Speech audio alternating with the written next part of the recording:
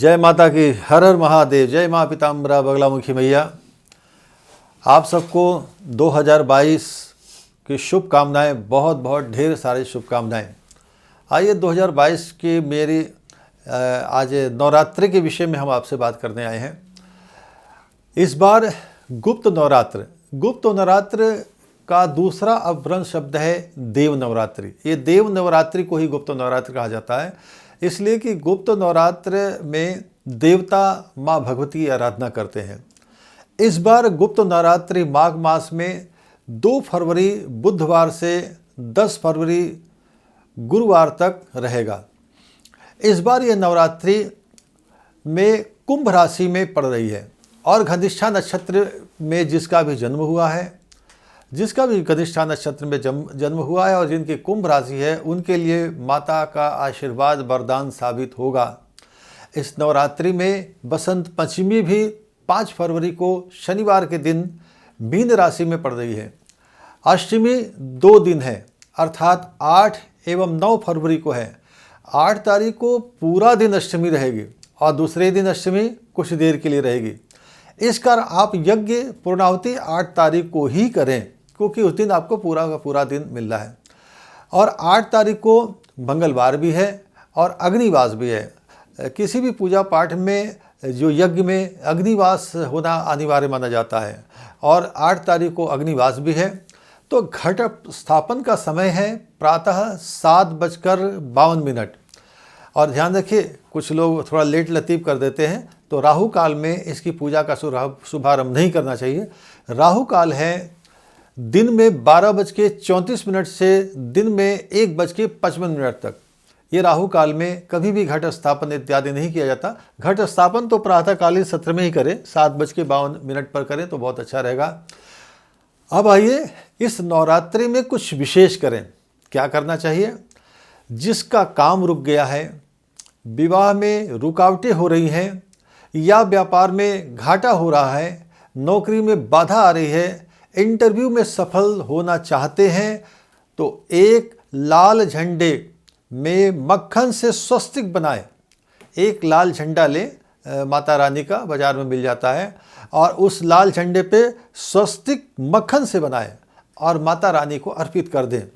जानते हैं झंडे पर ही हनुमान जी का वास होता है, तो आप माँ की तो सेवा कर भी रहे हैं, साथ में हनुमान जी की भी भक्ति कर रहे हैं, और प्रत्येक नवरात्र को हर व्यक्ति को करना चाहिए।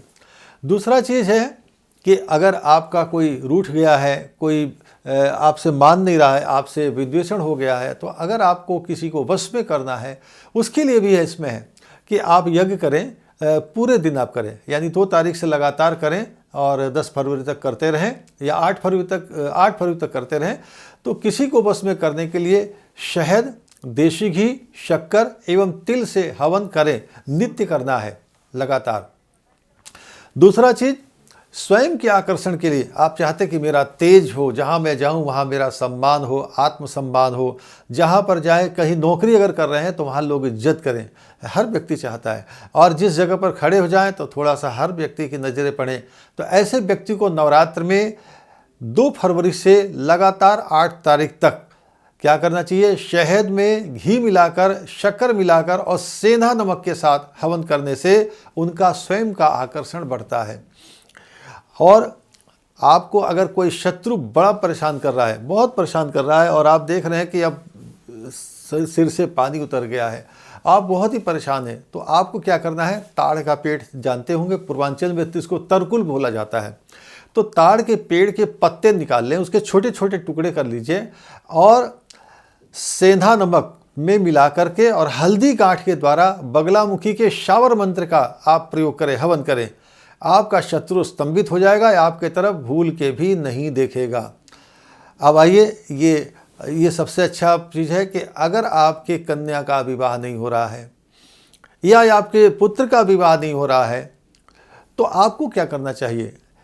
दुर्गा सप्तशती का पाठ सायंकालीन सत्र में कराएं। 2 तारीख से दुर्गा सप्तशती का पाठ कराएं। और दुर्गा सप्तशती के पाठ में सबसे पहले मैं लड़की के लिए बताता हूँ। किसी कन्या का विवाह नहीं होता है तो क्या करें कि दुर्गा सप्तशती का पाठ करें, स्वयं व्रत रहें, और ये पाठ सायंकालीन सत्र में होता है। तो अपने हाथ से खीर या हलवे का बनाएं, हलवा अपने आप बनाएं और उसको रात्रि में जब पाठ हो जाए वही भोग लगाएं।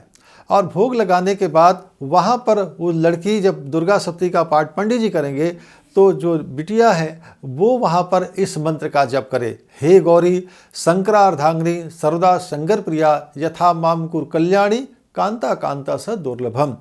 इस मंत्र का जप लड़की को करना है। कम से कम 1 माला पंडित जी सामने बैठ के पाठ करेंगे, वहीं पीछे बैठ करके माँ के सामने ये मंत्र का जाप करेगी। और वो जो खीर बनाया है चाहे हलवा बनाया है उसका आप क्या करें, माँ को भोग लगा करके उसी से उस समय का व्रत खोलें। शाम को सेंधा नमक का भोजन किया जा सकता है। दिन भर आप व्रत रहें जिसमें आप फल ले सकते हैं, दूध ले सकते हैं, लस्सी ले सकते हैं, इत्यादि सब ले सकते हैं। इसी तरह से लड़कों के लिए भी होता है, लड़कों को भी इसी तरह से व्रत करना है। शाम को दुर्गा सप्तमी का जो पाठ होगा और उसके बाद से जो लड़का है वो स्वयं बैठा रहेगा, घर में खीर या हलवा बन जाएगा, माँ को भोग लगाया जाता है। और वो लड़का जो मंत्र बोलेगा वो बोलेगा, पत्नी मनोरमाम देहि मनोवितानुसारिणी तारिणी दुर्ग संसार सागरस्य कुलोद्भवाम। इस मंत्र का जप लड़के को करना है, उसको सुंदर पत्नी मिलेगी, घरेलू पत्नी मिलेगी और उसको मन को मोहने वाली पत्नी मिलेगी और बहुत सुंदर उनका गृहस्थ धर्म होगा। तो जिन लड़कों की शादी नहीं हो पाती है वो इस प्रयोग को करें।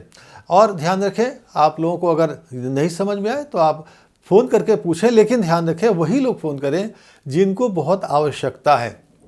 सामने मेरा नंबर है और इस नंबर पे आपको जब भी फ़ोन करना हो तो आप रात्रि में कृपया ना करें। मेरे फ़ोन करने का इसका समय है कि आप दिन के 9 बजे से लेकर के दिन के शाम को 7 बजे तक आप फ़ोन कर सकते हैं। इसमें ध्यान रखें, जो ज़रूरत है, जिनको बहुत ज़रूरत है वही फ़ोन करें। और जिसको भी जन्मपत्री दिखानी है, जन्मपत्री का अपने अवलोकन कराना है, ये देखना है कि कहीं ऐसा तो नहीं कि आपका वैधव्य योग है, तो ऐसे स्थिति में भी ये पूजा किया जाता है। दूसरा, अगर कुंडली के अंदर में अगर आपकी संकटा दशा चल रही है तो संकटा दशा का भी उपाय होता है। संकटा दशा के मंत्रों का जाप होता है प्रतिपदा से 2 फरवरी से, और उस मंत्रों का जाप करके अष्टमी 8 तारीख को मंगलवार के दिन है, उस दिन मालपुए से हवन करना चाहिए। तो संकटा उसके शांत हो जाती है और प्रत्येक काम में उसको लाभ ही लाभ मिलता है और उसको किसी प्रकार की परेशानी नहीं होती। जिसके कुंडली में संकटा की दशा होती है उसके कुंडली में ये बड़ी समस्या हो जाती है, कोई काम बनता नहीं है, हर काम में बाधा आती है। तो इस संकटा के निवारण करने के लिए भी आप इसमें प्रयोग कर सकते हैं। और जिसको संकटा का अपना उपाय कराना है या मुझसे संपर्क करना है, हमारे द्वारा कराना है या अपने किसी आचार्य के द्वारा कराना है, तो आप समय लेकर के मेरी बात भी करा देंगे तो मैं उसको इस विधि को बता सकता हूँ। जय माता की। इस चैनल को सब्सक्राइब अवश्य करें, लाइक करें ताकि हमारे सारे वीडियो आपके पास पहुँच जाएं। हर हर महादेव। जय माँ पीताम्बरा बगलामुखी मैया।